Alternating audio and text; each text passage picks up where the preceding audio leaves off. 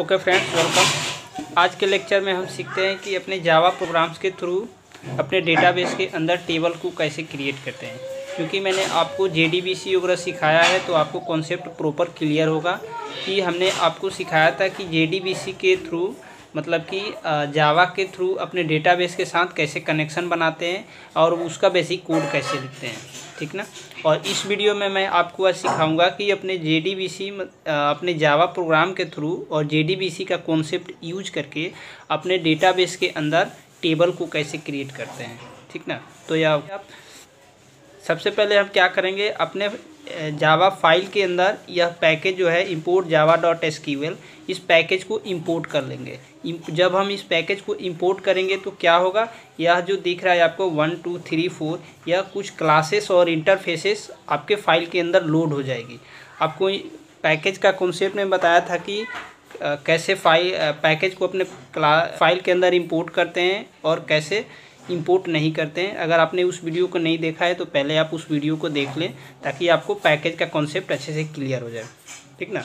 तो जब आप इंपोर्ट करोगे import java.sql अपने फ़ाइल के अंदर, मतलब कि अपने जावा प्रोग्राम्स के फ़ाइल के अंदर, तो यह क्लास और इंटरफेसेस आपके फ़ाइल के अंदर ऑटोमेटिक लोड हो जाएगा ना। जब लोड हो जाएगा तो इसका मतलब क्या कि आप इस क्लासेस और इंटरफेसेस के आप मेथड्स को यूज कर सकते हो, कॉल कर सकते हो, ठीक ना।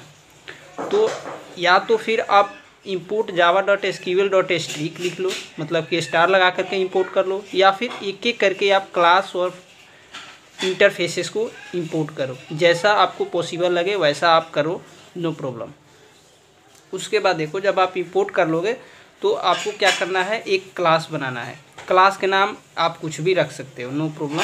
आपको जो चाहे वो क्लास का नाम रखो, कोई दिक्कत नहीं है। लेकिन क्लास को हमेशा क्या बनाना, पब्लिक बनाना, ठीक ना। या पब्लिक क्यों बनाते हैं यह कॉन्सेप्ट मैं आपको बाद में सिखाऊंगा, लेकिन अभी इतना जानो, क्लास बनाना, क्लास का कुछ नाम दे देना, जो भी देना है वो, उसके बाद क्लास को आप पब्लिक बना देना, ठीक। तो मैंने क्लास का नाम दे दिया टेबल। आपको पता है क्लास के अंदर मैन मेथड लिखते हैं तो वो मैन मेथड लिख लिया, पब्लिक स्टैटिक वॉइड मेन और स्ट्रिंग एरे आर्गुमेंट पास कर दिया, ठीक है। उसके बाद देखो, हम इसके अंदर ट्राई ब्लॉक ओपन करते हैं और ट्राई ब्लॉक के अंदर हम अपना लॉजिक को स्टार्ट करते हैं। ट्राई ऐसा नहीं कि सिंगल ट्राई होगा, ट्राई के अंदर कैच भी होगा।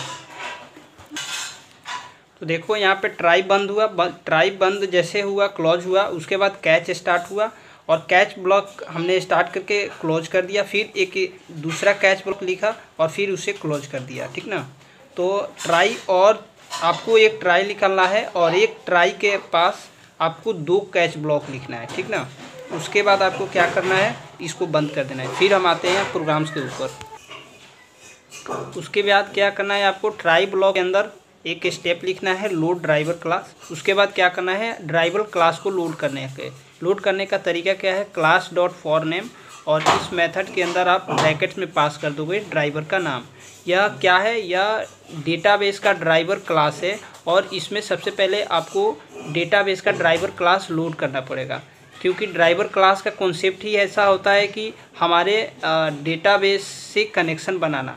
क्योंकि जब भी हम डेटाबेस प्रोग्रामिंग सीखते हैं जावा के थ्रू, तो हमें ड्राइवर क्लास की ज़रूरत पड़ती है। इसलिए पड़ती है कि हमारा जो ड्राइवर क्लास होता है यह बताता है कि हमारे डेटाबेस के साथ कैसे कनेक्शन बनाना है और कैसे इसके कोड को समझना है। यह जावा के कोड को समझने और कनेक्शन बनाने का काम करता है, ठीक ना। तो सबसे पहले हम क्या करेंगे, अपने डेटाबेस का ड्राइवर क्लास लेंगे और उसे क्या करेंगे, अपने फाइल के अंदर लोड कर देंगे। लोड करने का तरीका क्या है, oracle.jdbc.oracle ड्राइवर फाइल को, ड्राइवर क्लास को लोड कर दिया, उसके बाद कॉलन लगा करके बंद कर दिया। उसके बाद जब ड्राइवर क्लास को लोड कर देंगे तो क्या करेंगे, हम कनेक्शन बनाएंगे, कनेक्शन विथ ओरेकल डेटाबेस, मतलब कि अब कनेक्शन एक ऑब्जेक्ट बनाएंगे। कनेक्शन बनाएंगे उसके बाद ही तो हमारा डेटाबेस के अंदर टेबल क्रिएट होगा। तो उसके बाद क्या करेंगे, हम कनेक्शन बनाएंगे डेटाबेस के साथ अपने। तो कैसे बनाएंगे, कौन कनेक्शन का कौन एक ऑब्जेक्ट बनाया, इसके बाद driver manager dot get connection एक मेथड चलाया और इसके अंदर हम डेटाबेस का टोटल डिटेल्स पास कर देते हैं। टोटल डिटेल्स में क्या क्या होगा इसमें होगा JDBC colon Oracle colon thin colon @ localhost 1521 XE colon, उसके बाद सिस्टम और 1 2 3 4 5। यह सिस्टम क्या है? सिस्टम यह है आपका ड्राइवर, आपका ओरेकल डेटाबेस का यूज़र नेम और उस डेटाबेस का पासवर्ड, ठीक ना। जैसे आप डेटाबेस में लॉगिन करते हो तो उसमें आपसे बुलाता है डेटाबेस कि आप यूज़र आईडी और पासवर्ड क्रिएट करो, तो आप अपना एक यूज़र आईडी और पासवर्ड क्रिएट करते हो डेटाबेस के साथ, तब आप लॉगिन करते हो। उसके बाद अपना जो भी इंसर्ट अपडेट डिलीट जो भी काम करना रहता है वो आप डेटाबेस के साथ करते हो। तो वही चीज़ हम यहाँ पे पास करेंगे, अपना यूज़र आईडी एंड पासवर्ड, ठीक ना। यह चीज़ क्या है मैं आपको अभी डिटेल्स में नहीं जा पाऊँगा क्योंकि अभी थोड़ा सा यह डिफ़िकल्ट होगी आपको समझने में, ठीक ना। तो इतना आप पास कर देंगे तो आपको क्या करना है, तो आपको मिल जाएगा कनेक्शन का ऑब्जेक्ट। जब कनेक्शन का ऑब्जेक्ट मिल जाएगा उसके बाद आपको क्या करना है, कंपेयर करना है कौन is not equal to null. अगर तो आपको डायरेक्ट कहना है कि system.out.println कनेक्शन एस्टेब्लिश, मतलब कि कनेक्शन एस्टेब्लिश हो चुका है डेटाबेस के साथ, ठीक ना। अगर डेटाबेस के साथ जब आपका कनेक्शन एस्टेब्लिश हो गया, मतलब कि जब आप कनेक्शन बना लिए डेटाबेस के साथ, तो आप सिंपल सी बात है आप टेबल क्रिएट कर सकते हो उसमें। उसके बाद टेबल में वैल्यू को अपडेट कर सकते हो। उसके बाद वैल्यू को चाहो तो आप डिलीट भी कर सकते हो, चाहो तो अपडेट डिलीट इंसर्ट जो भी करना है ऑपरेशंस आप कर सकते हो। तो जब आपका कनेक्शन बन जाएगा उसके बाद आप सपोज में है एक डेटाबेस के अंदर एक टेबल को क्रिएट करना है, तो हम लिखेंगे क्या, एक स्ट्रिंग लेंगे वेरिएबल और इसके स्ट्रिंग बनाएंगे क्रिएट टेबल स्टूडेंट नेम, एक कॉलम बनाना है मतलब कि एट्रीब्यूट्स बनाना है, varchar 20 मतलब कि इस कॉलम का जो साइज़ होगा कितना होगा 20 कैरेक्टर्स का होगा। फिर एक दूसरा कॉलम बनाना है, इसका साइज़ क्या होगा 20 कैरेक्टर्स का होगा, ठीक ना। यह क्या है, यह एसक्यूएल का क्वेरी है, ठीक ना। तो हम एसक्यूएल का क्वेरी कहाँ लिख रहे हैं, डेटाबेस जावा प्रोग्राम में, ठीक ना। तो इसको हम क्या करेंगे, एक स्ट्रिंग मान लेंगे और स्ट्रिंग में स्टोर कर लेंगे, ठीक ना। अब स्ट्रिंग में स्टोर करके उसके बाद स्टेटमेंट का एक ऑब्जेक्ट बनाएंगे और कौन डॉट क्रिएट स्टेटमेंट चलाएंगे तो क्या मिल जाएगा, हमें एक स्टेटमेंट का ऑब्जेक्ट मिल जाएगा। जब ऑब्जेक्ट मिल जाएगा तो इंट में एक आई वेरिएबल डिक्लेयर कर लेंगे और स्टेटमेंट का ऑब्जेक्ट के साथ एक मेथड कॉल करेंगे एग्जीक्यूट अपडेट, और इस मेथड के अंदर हम स्ट्रिंग को पास कर देंगे क्वेरी QRY जो ये वेरिएबल है, और इस वेरिएबल में कौन सा स्ट्रिंग है, एसक्यूएल का क्रिएट टेबल का स्ट्रिंग है। तो इसको आप इस वेरिएबल को इसमें पास कर देंगे। देखो आप चाहो तो इसको भी ये वाला पास करो या फिर ये चाहो तो आप डायरेक्ट लिख सकते हो, ये स्ट्रिंग में डिक्लेयर मत करो, नो प्रॉब्लम, जो चाहे आप वो कर सकते हो, ठीक ना। तो बेसिकली मैंने यहाँ पे डिक्लेयर किया हुआ है और स्ट्रिंग लिया हुआ है, इसीलिए हमने क्या किया, इस वेरिएबल को एग्जीक्यूट अपडेट मेथड के अंदर पास कर दिया हूँ, ठीक ना। उसके बाद हम प्रिंट कराएंगे system.out.println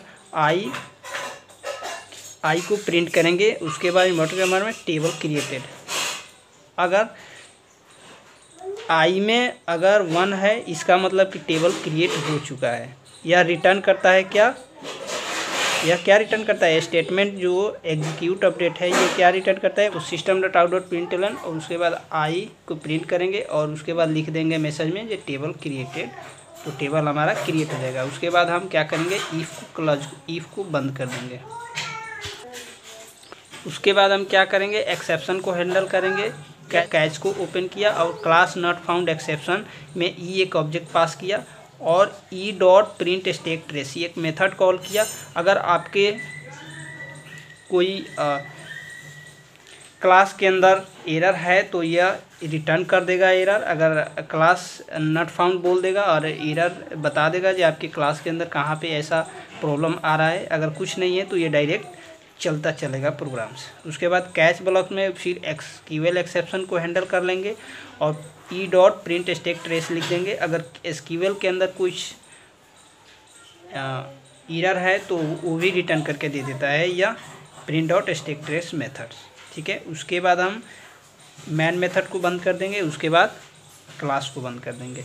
तो जब आप इस प्रोग्राम्स को चलाओगे तो आपके सिस्टम्स के अंदर बैकएंड में डेटाबेस होना चाहिए और उस डेटाबेस में एसक्यूएल ओरेकल होना चाहिए, जिसे हम एसक्यूएल प्लस बोलते हैं, और फ्रंट एंड में आपका जावा का कोड होना चाहिए, ठीक ना।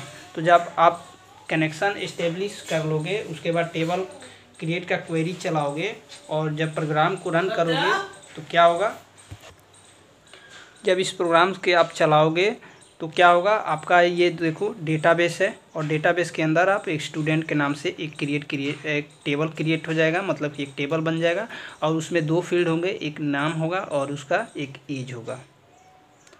तो मेरा मकसद आज क्या था समझाने का, कि आप अपने जावा प्रोग्राम्स के थ्रू अपने जावा प्रोग्राम के थ्रू आप कैसे एक डेटाबेस के अंदर टेबल बना सकते हैं। ठीक है, थैंक यू।